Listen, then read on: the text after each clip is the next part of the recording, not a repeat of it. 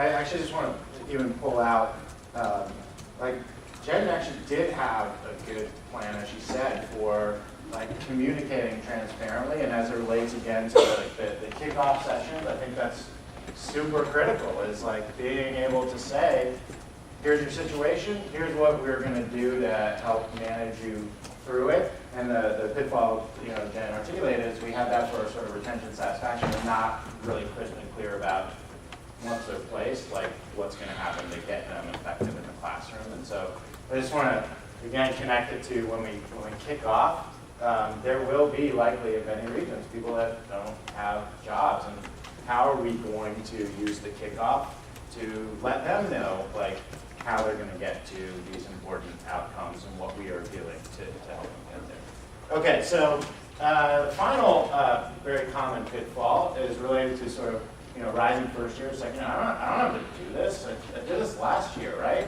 Noemi, right? Yeah, in the Bay, I think they even said, "Who are you and what are you talking about?" We really had no second-year strategy in the Bay. What it looked like was a massive document that explained the rationale of why they needed to work on tools and submit them at the beginning of the year to the program director. I think the strategy to get them to read the document is that they will color copy. Is that right? And I think the real problem was that our PDs just didn't get our strategy yet. So we knew that we were going to try and set expectations in our end of year meetings and say, we're going to support you through this, but because our PDs weren't really, really clear on what's success going to look like in round zero and why is that important and what do the expectations need to be, that we just, in many cases, didn't communicate it at all, or communicated it to varying degrees. We had no support structures for our second years over the summer to create these tools. The expectations, like I said, weren't clear. And how it played out was that we had some of our top SIG gainer core members not progress known or not Unit 1 ready, and new PDs really struggling to develop those relationships and set expectations and manage to those outcomes in round zero, because we hadn't really done the legwork for them at the end of the previous year. And how that played out too is that our PDs just felt really frustrated and nervous and not confident in their work early on. So what we're doing to address that this year is really thinking about, we have a better understanding of where our second years are at, or our rising second years are at. I think we didn't even know which people really could unit plan and which people really did have strong assessments to the degree that we needed to, so that we could say, it actually is going to take a lot for core member X to be Unit 1 ready, and these are the things that we should have in place as a region or as a program director to help them. So our PDs already now are starting to assess who's going to need support over the summer, and what are the structures that we're going to put in place to help them.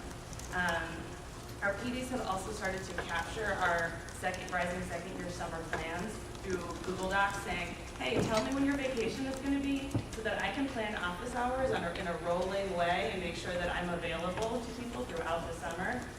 We started to plan our PD vacations in that way so that there's kind of always somebody around to support core members if we need them, and kind of tag teaming in that way.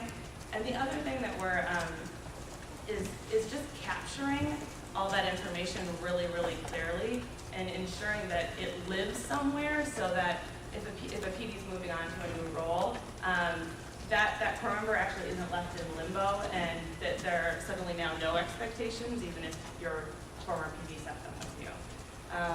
So that's kind of how we're thinking about approaching it this year, and I'm excited to hear more from all of you at my table about what else we can do.